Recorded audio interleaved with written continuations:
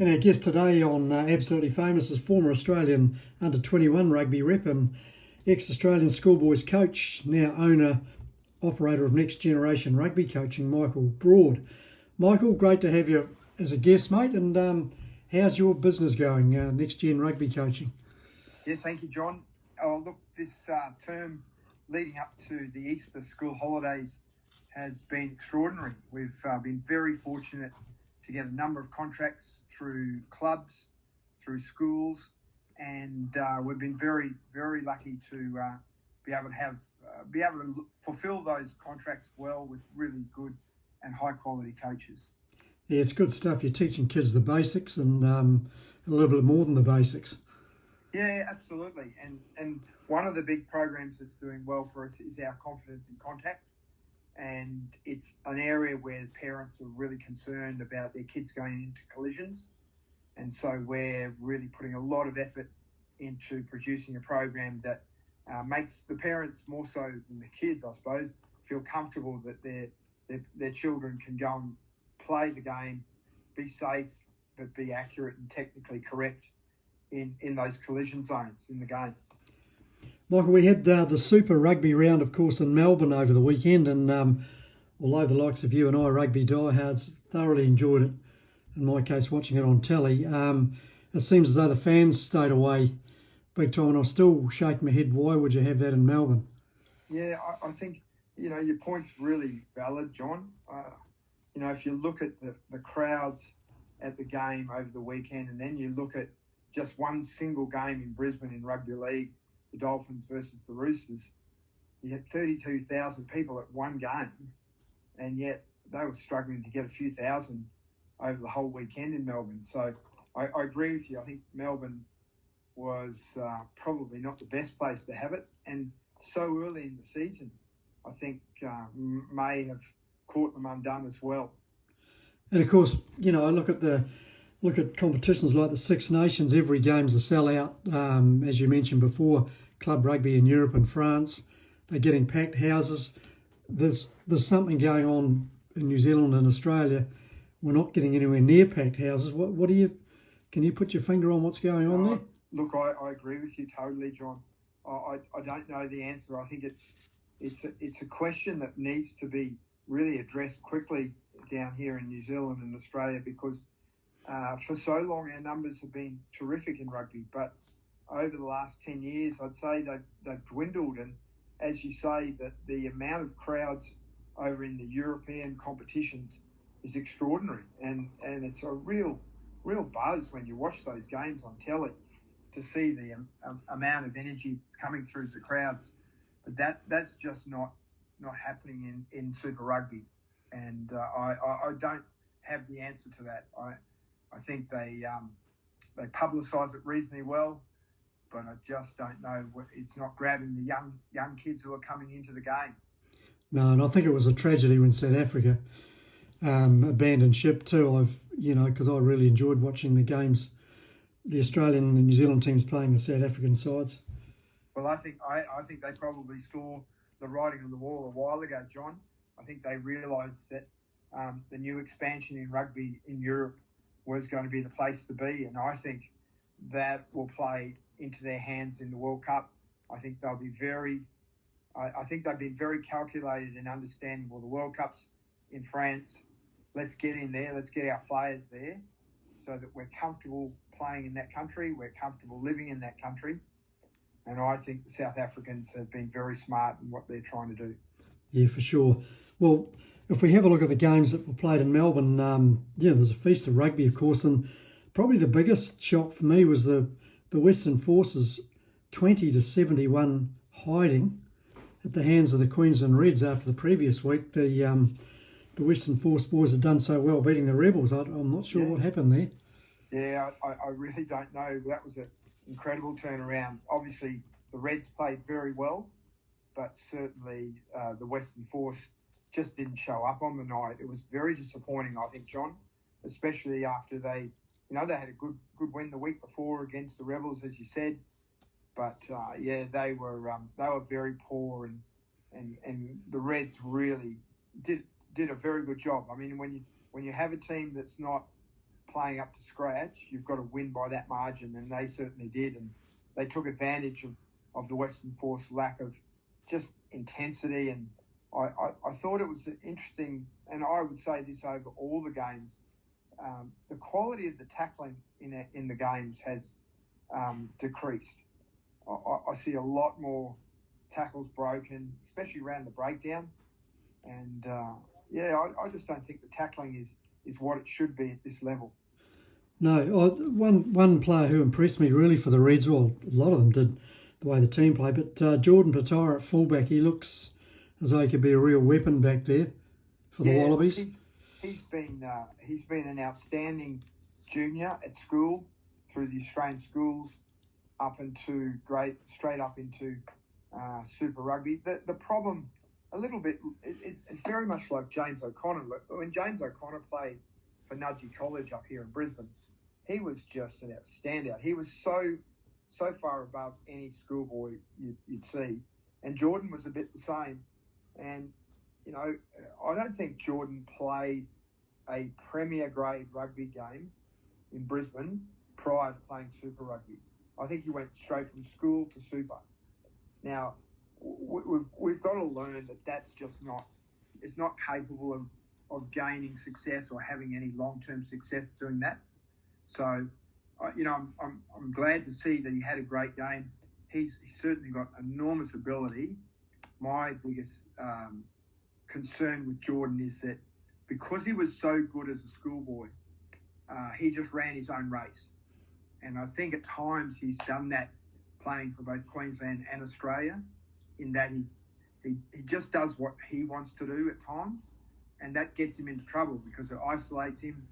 The players aren't in position where he's going because he hasn't stuck to the game plan. So, he's got some real talent, no doubt about it, but I think he's got some learning to do about playing the team game more so. Yeah, well, I suppose another young guy in that category would be Tom Liner, son of the great Michael Liner. He looks a chip off the old block. I thought he's showing a lot of promise at first five for Queensland. Yeah, he certainly did. He certainly played much better than the game he played against the Hurricanes. Well, most, probably you'd say all the Reds did. But certainly, he's obviously got some ability like his father. And I actually coached his father in the Gregory Terrace First 15 way back in 1981. And so it's great to see, the young prodigy coming through. Yeah, the Brumbies, of course, a great result for Aussie rugby, beating the Blues. The Blues just didn't handle the pressure that the Brumbies put on them. I thought it was a really good win. No, it was a great game. That was probably for me, the pick of the games over the weekend. It was a ding-dong battle, and it was brutal at times, but it was also a very free-flowing game. And, it could have gone either way, that game, I think.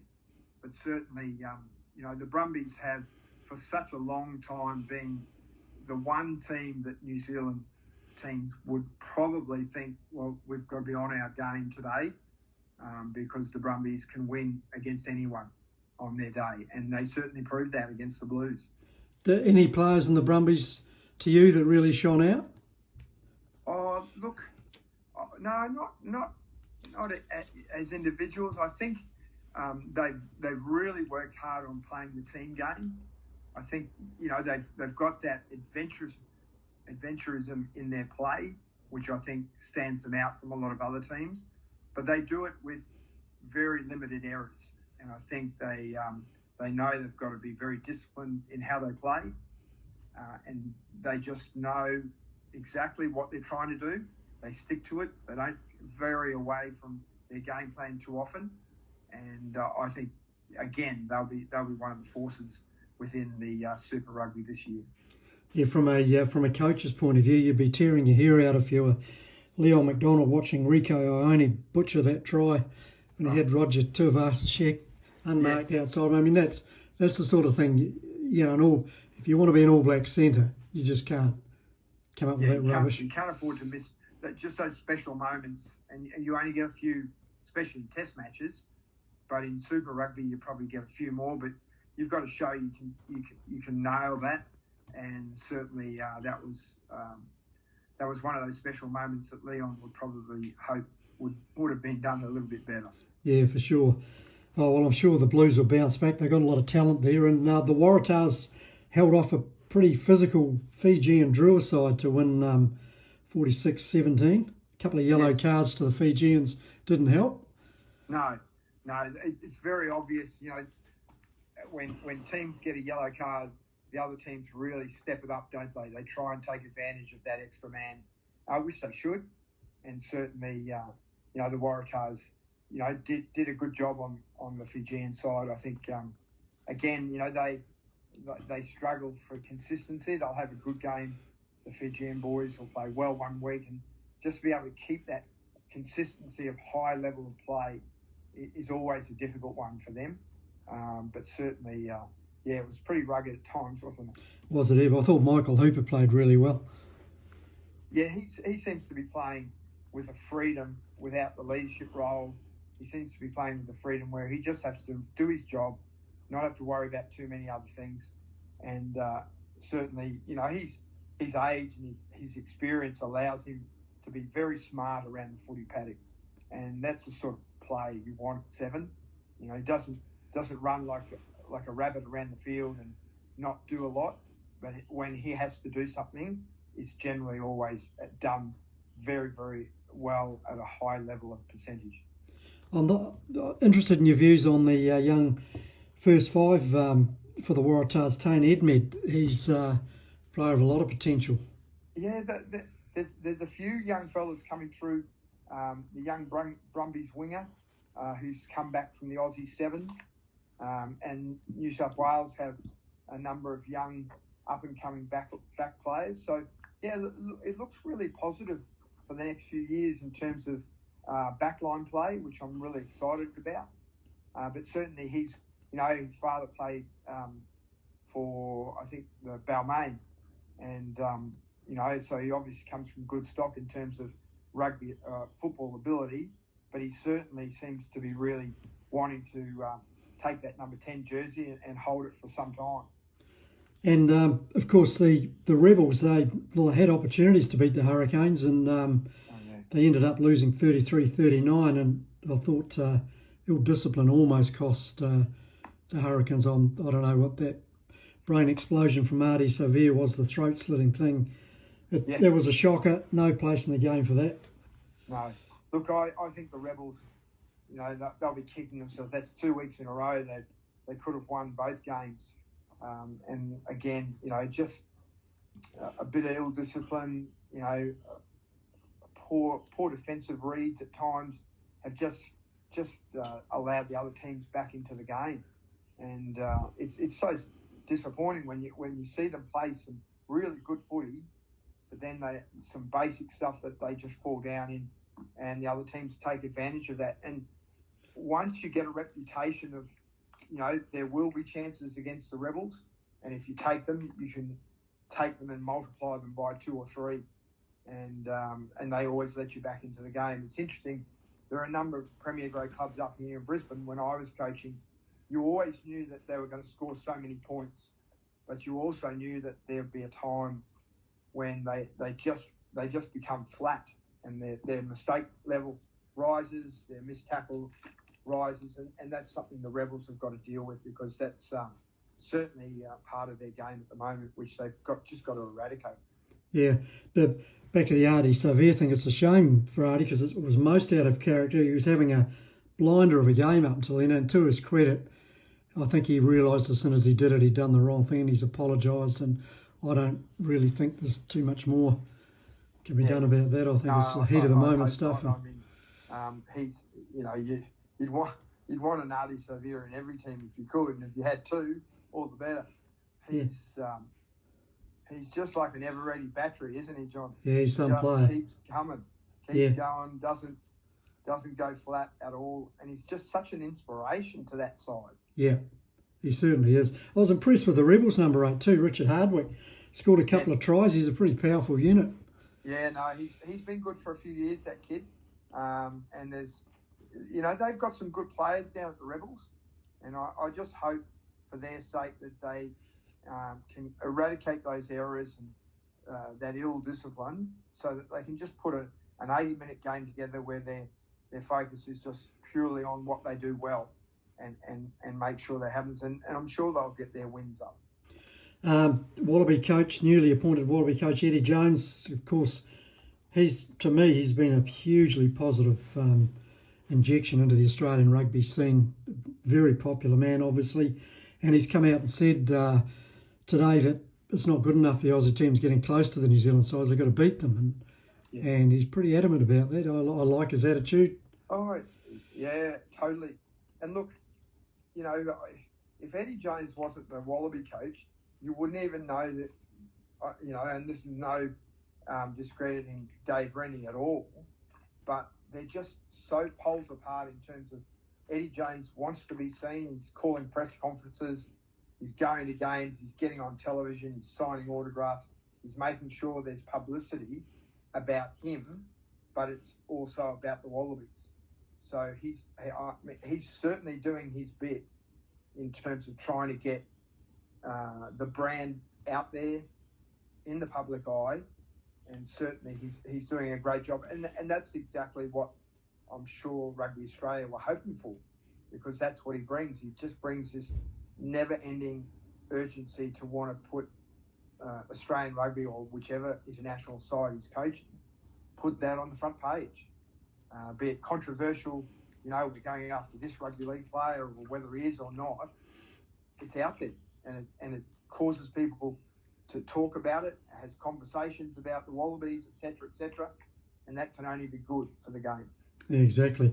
I like the new laws that the referees that concentrate on speeding the game up with the time clock for kicks, for line-outs. But the one that especially I like is the fact the halfbacks have to stay back on their side of the scrums. I think it opens up all sorts of opportunities. Yeah, I think so. I think the laws of our game have really made the game a difficult game for people to watch and for people to enjoy. And I think same for the players. I think the players will appreciate just a little bit more time and space to play in. And I think, as you said, I rightfully agree that those law changes, I think, at the moment have shown that the game is opening up way more than it used to. Yeah. Well, Michael, always great to chat to you, mate. And we hope for the sake of Super Rugby, the Aussie sides keep improving and give the Kiwis a good run for their money. And we'll catch up in a couple of weeks' time and see what transpires. Terrific. Thanks, John. Appreciate your phone call again. It's always great to be talking to you about rugby. Cheers, Michael.